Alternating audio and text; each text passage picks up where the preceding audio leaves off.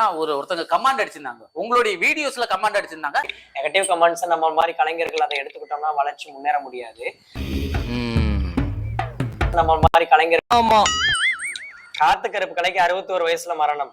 Night ஃபேன்ல வந்து தூக்கு கயிறு போட்டு செத்து போயிட்டோம்னா செத்து போயேன்டா, வயசு தான் ஆச்சு, செத்து போயேன். ஏன் உயிரோட இருந்து சட்டத்தை பாஸ் ஆக்கி எங்க தாலியெல்லாம் அறுக்கிற? மனித கறி எங்க கிடைக்கும்? காசில கிடைக்கும். காசிமேட்லியா?